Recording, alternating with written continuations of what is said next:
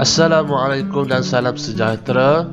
Hari ini bersama saya Cikgu Muhammad Faisal untuk kita pelajari bab asas fizik dalam fizik tingkatan 4 KSSM bagi topik pengukuran, dan subtopiknya adalah 1.2 penyiasatan saintifik.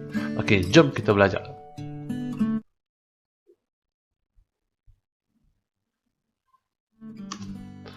Baik, hari ini kita akan menyentuh berkenaan dengan kuantiti skala dan juga kuantiti vektor.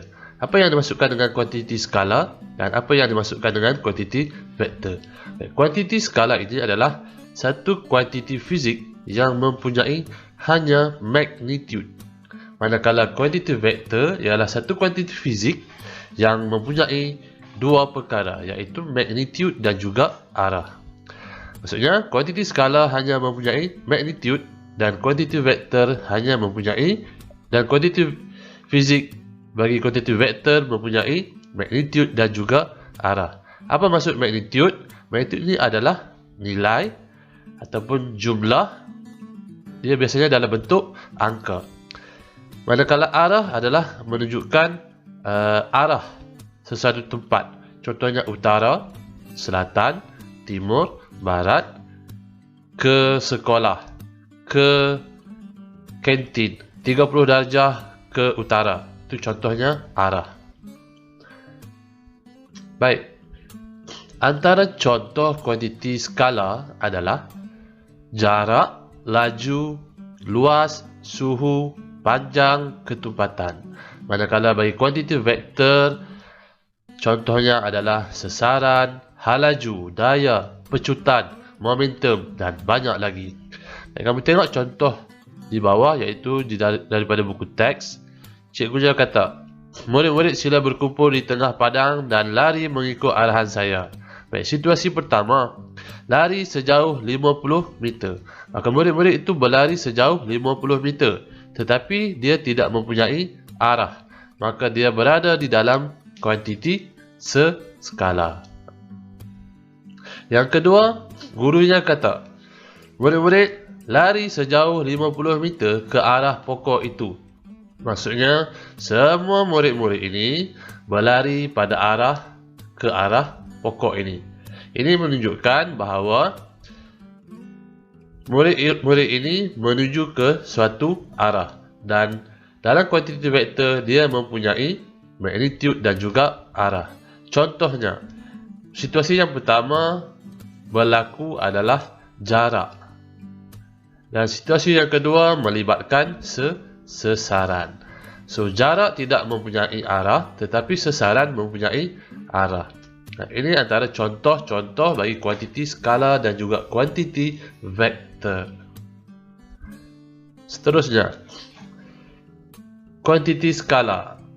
Sama seperti tadi, boleh digunakan sebagai nota kamu nanti.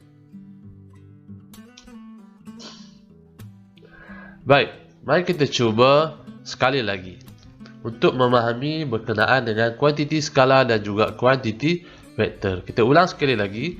Kuantiti skala adalah kuantiti fizik yang hanya mempunyai magnitude. Manakala kuantiti vektor adalah kuantiti fizik yang mempunyai magnitude dan juga arah. Contohnya, bagi kuantiti skala, dia ada jarak. Manakala kuantiti vektor, dia ada sesaran. Baik, kita sambung lagi sebagai latihan pengukuhan kamu. Tengok pada soalan di skrin kamu. Kenal pasti semua kuantiti skala dan juga kuantiti vektor dalam perenggan di bawah. Baik, yang pertama, Ali menggunakan 5 Newton daya dan untuk menarik sebuah kotak 5 meter ke arah kiri dalam masa 3 saat. Kemudian dia meletakkan kotak di atas penimbang, dan penimbang menunjukkan berat kotak adalah 10 Newton, manakala jisimnya adalah 1 kilogram. Ali menggunakan pemanas untuk memanaskan kotak dengan tenaga sebanyak 50 joule. Kemudian dia menarik semula kotak sejauh 2 meter. Okey. So di sini kita perlu nyatakan kuantiti fizik yang terlibat.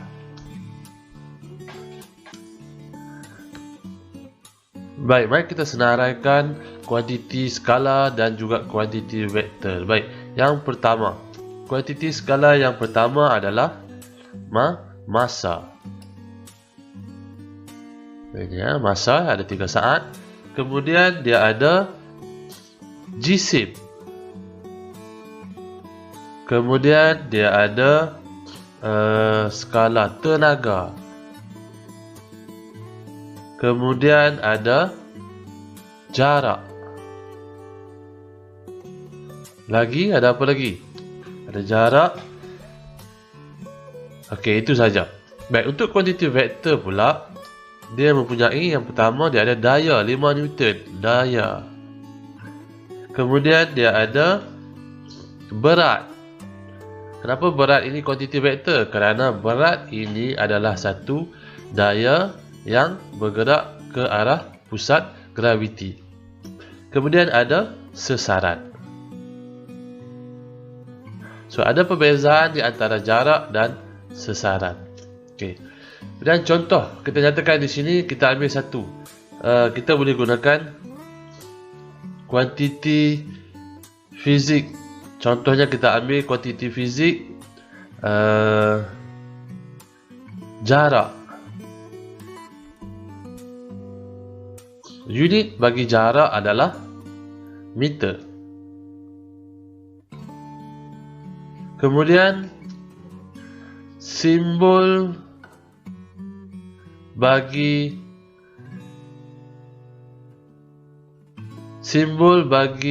unit ini adalah meter. Kemudian magnitude-nya berdasarkan gambar rajah ni. Gambar rajah lori ni. Magnitude-nya adalah 2,5 adalah 2,9 meter. Dan simbol untuk kuantiti adalah panjang.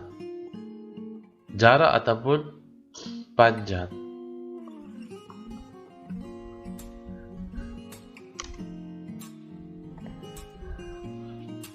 Baik, seterusnya kita masuk sedikit kepada penyiasatan saintifik bagi 1.2. Dalam penyiasatan saintifik ini, kita akan mempelajari bentuk-bentuk graf dan kita akan mempelajari ciri-ciri yang boleh kita kaji berdasarkan graf-graf yang diperolehi. Dan graf-graf ini dibina berdasarkan data penyiasatan saintifik untuk mentafsir bentuk graf, dan seterusnya kita boleh menentukan dua hubungan bagi kuantiti fizik. Baik, sebagai contoh, graf yang pertama. Graf yang pertama ini menunjukkan paksi Y dan juga paksi X. Dan paksi Y dan paksi X. So, ada dua paksi yang membentuk satu graf. Garis lurus yang melalui asalan dan mempunyai kecerunan positif. So, graf yang pertama ini dia melalui asalan. So, di sini asalannya, iaitu 0, 0. Koordinatnya adalah 0, 0. Apabila kita dapat sesuatu graf, kita perlu pastikan yang pertama adalah apakah kuantiti fizik pada paksi Y dan juga pada paksi X. Seterusnya, bagi graf ini, kita boleh tafsirkan graf ini bahawa yang mana Y, paksi Y, kuantiti fizik pada paksi Y adalah berkadar terus dengan X. Ataupun kita boleh gunakan, maksud selain daripada berkadar terus, dia juga kita boleh istilahkan sebagai berkadar langsung. So ada dua istilah yang boleh kita gunakan yang sama, iaitu Y berkadar terus dengan X ataupun Y berkadar terus dengan X.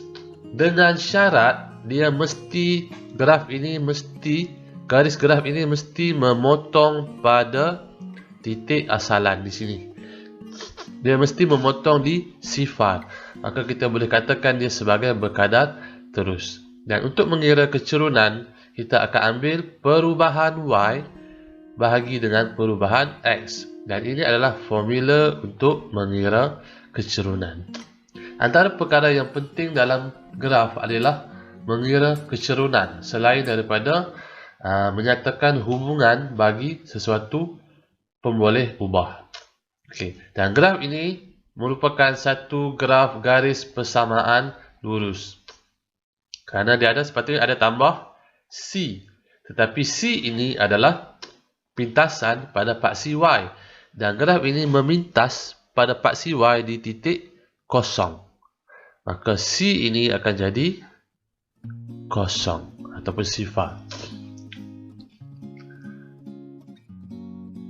Baik, kita tengok graf yang seterusnya. Graf yang kedua. Graf garis lurus tetapi dia tidak melalui asalan. Apa dia asalan? Okay, di sini asalan. Di titik kosong pada koordinat sifar. Ini titik asalan. Dan tafsiran bagi graf ini kita boleh katakan yang mana Y ataupun kuantiti fizik pada paksi Y adalah bertambah secara linear dengan X. Sekiranya di Y ini adalah daya unit Newton dan di paksi X ini adalah panjang per unit sentimeter, maka kita boleh katakan bahawa daya bertambah secara linear dengan panjang. Dan kecerunan graf dikira dengan perubahan Y bahagi perubahan X. So perubahan Y inilah. Dan ini perubahan X. Yang mana formula untuk kecerunan adalah sama, iaitu Y2 tolak Y1 bahagi X2 tolak X1.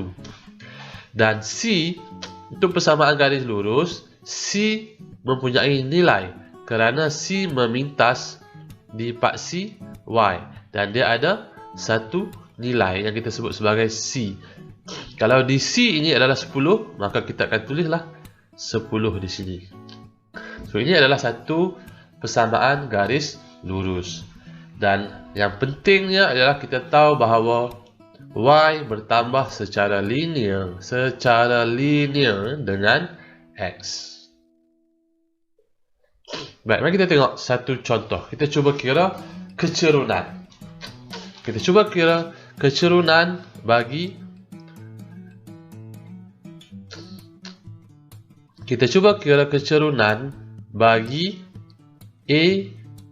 bagi O ke A.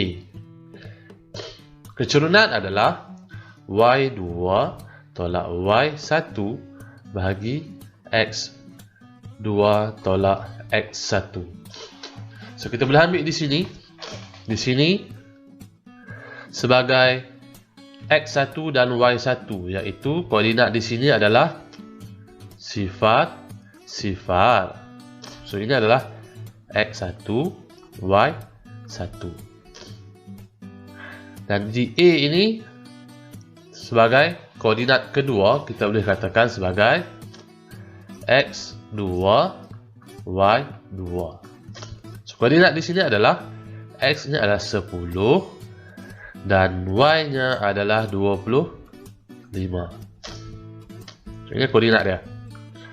So, kita boleh masukkan Y2 adalah 25 tolak sifar bahagi X2 adalah 10 tolak sifar.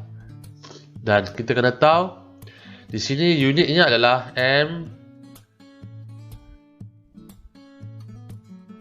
MS negatif 1. Dan di sini bahagi dengan S. So dia akan jadi 25 bahagi 10 akan jadi, so kecerunan di OA adalah 2,5. Ambil kalkulator, tekan, dan unitnya adalah MS negatif 2. So ini bagaimana kita nak kira kecerunan. So dari O ini ke A, kecerunan dia adalah 2,5 MS negatif 2. Dan MS negatif 2 ini adalah pecutan. So kecerunan bagi graf halaju melawan masa adalah pecutan. Okay. Apakah kecerunan di A ke B? Kecerunan di A ke B tidak ada cerun, maka kosong. Baik, kamu boleh cuba mengira kecerunan dari B ke C. Okay, cuba kira kecerunan dari B ke C. Okay, graf yang ketiga adalah graf yang mana dia bertentangan, dan graf ini adalah graf garis lurus yang tidak melalui asalan dan mempunyai kecerunan negatif. Okay, so di sini kecerunan BC ini adalah negatif nanti.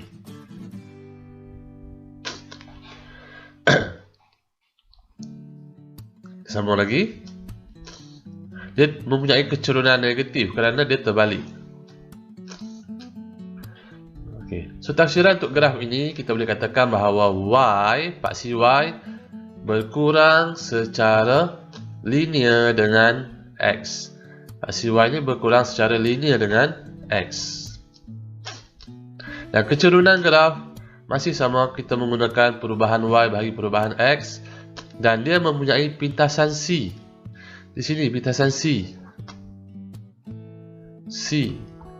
So persamaan garis lurusnya nanti sama juga, Y sama dengan MX tambah C. So untuk graf ni kamu kena tahu yang mana hubungannya adalah Y berkurang secara linear. Maksudnya bila Y bertambah, X ini berkurang. Y bertambah, X berkurang. Y bertambah, X berkurang. Maka kita boleh katakan Y berkurang secara linear dengan X. Okey, ini graf yang keempat. Graf melengkung melalui asalan. Di sini asalan dia. Sifar. So asalan di situ. Dan mempunyai kecerunan positif. So ini kecerunan dia. Kecerunan, ini kecerunan dia. Dia mempunyai kecerunan positif. Dan untuk graf ini kita boleh katakan Y bertambah dengan X. Berbeza dengan graf yang sebelum ni, kita katakan Y bertambah secara linear dengan X. Tapi graf ni bukanlah graf garis lurus, maka kita boleh kata Y bertambah dengan X, tetapi bukan secara linear ataupun seragam. Kita tengok graf yang kelima, graf melengkung. Dan graf ini tidak melalui asalan. Dia tak lalui asalan dan mempunyai kecerunan negatif. Ini kecerunan dia. Ini yang pertama. Kemudian ini lagi kecerunan dia. Ini lagi kecerunan dia. So kecerunan setiap poin dalam graf ini tak sama. Katakanlah M1 tak sama dengan kecerunan di 2. Sini 1, sini 2, sini 3. Dan kecerunan M2 tak sama dengan M3. Sama juga untuk graf ini. Kecerunannya yang berbeza. Dan untuk tafsiran graf ini, hubungan dia, kita boleh katakan Y berkurang dengan X. Kita tak boleh letak Y berkurang secara linear kerana dia tidak berkurang secara seragam. Graf yang keenam, graf melengkung. Soalan ini juga selalu ditanya. Graf melengkung dengan kecerunan negatif. Ini kecerunan ni. Kecerunan 1. Ini kecerunan 2. Ini kecurunan 3. Dan graf ini tidak memintas paksi. Kalau kita plot graf ni, dia akan terus naik, tetapi dia tidak memintas pada paksi. Sama ada paksi Y ataupun paksi X, dan dia merupakan graf garis melengkung. Graf garis lurus Y melawan 1/X. Apabila kita dapat graf macam ni, kita nak dapatkan satu graf garis lurus, kita boleh gunakan graf Y melawan 1/X melalui asalan dan kecurunan positif. Okey, so bila kita ubah X ini menjadi 1/X, kita akan dapat satu graf garis lurus. Tetapi kita kena tahu 1/X dan Y, kita boleh tulis hubungan dia Y berkadar songsang dengan X. So apabila Y meningkat, X akan berkurang. Apabila X meningkat, Y akan berkurang. So istilah dia Y berkadar songsang dengan X. Okay, kita buat latihan sikit. Okay, graf yang pertama. Bentuk graf adalah graf garis lurus. Melalui asalan tak? Okey, ini asalan dia. So dia melalui asalan. Ya.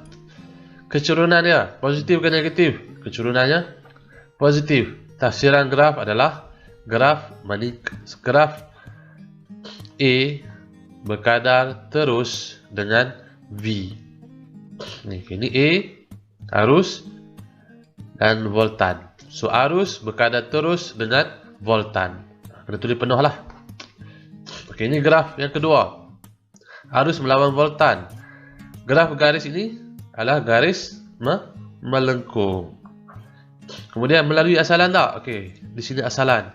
Maka dia melalui asalan. Kecerunannya positif. Dan apa hubungannya? Hubungannya Y arus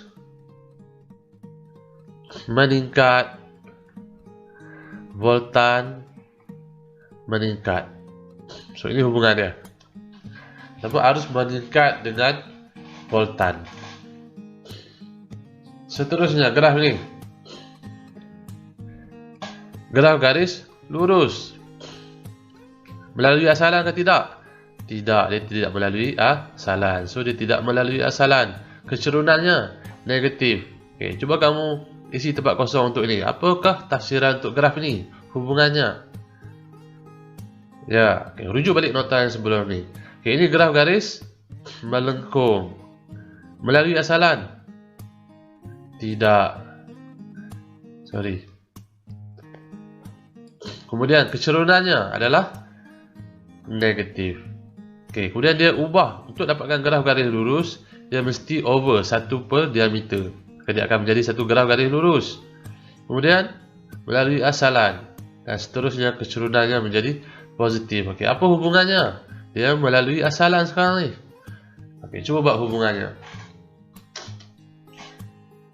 Baik, untuk kita menganalisis graf secara amnya terdapat 5 perkara yang penting untuk kita analisis graf.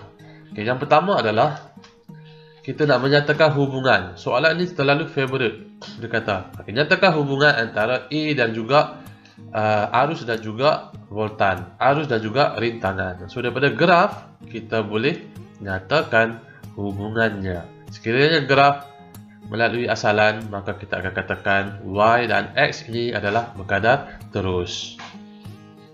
Kemudian kita nak menentukan kecerunan. Okey, so formula ini kamu kena ingatlah. Ini formula kecerunan. Perubahan Y bagi perubahan X. Yang ketiga, untuk menentukan luas. Luas kadang-kadang dalam soalan, luas di bawah graf mewakili sesuatu. Macam soalan yang tadi kita buat, luas di bawah graf mewakili pecutan. Graf di bawah graf, kalau tadi meter, saat, negatif 1 dan juga saat. So luas bawah graf dia akan menjadi, sorry, yang tadi kecerunan. Okay, so yang ni luas di bawah graf ms negatif 1 darab s. So dia akan jadi meter sahaja. Maka meter ini mewakili kuantiti fizik bagi panjang. So luas di bawah graf ini mewakili panjang sekiranya menggunakan graf ms-1 melawan S. Laju melawan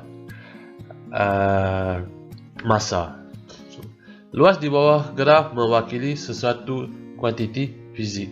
So, kamu kena tahulah kalau segitiga dia akan jadi 1/2 darab panjang darab lebar dia. Kemudian yang keempat untuk interpolasi. Okey, ini ada graf bagi tenaga nuklear. Contohnya apa maksud interpolasi? Okey, dia kata jika nilai X diberi, contohnya dia kata jika nilai X adalah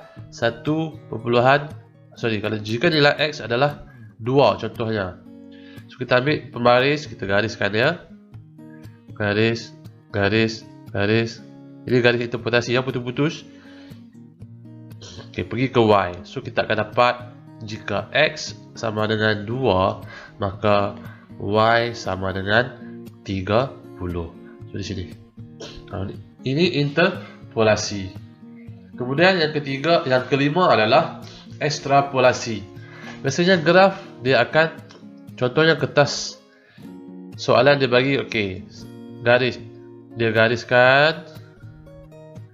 Okey, sampai sini saja ada garis.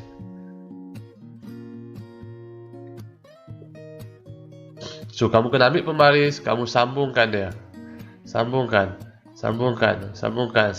sehingga memotong satu pintasan. Okey. Kemudian kita boleh tentukan nilai X dan Y. Contohnya dia kata, okey, tentukan nilai X apabila Y sama dengan 0. Okey, di sini Y sama dengan 0. So kita tengok graf. So dia memintas di sini.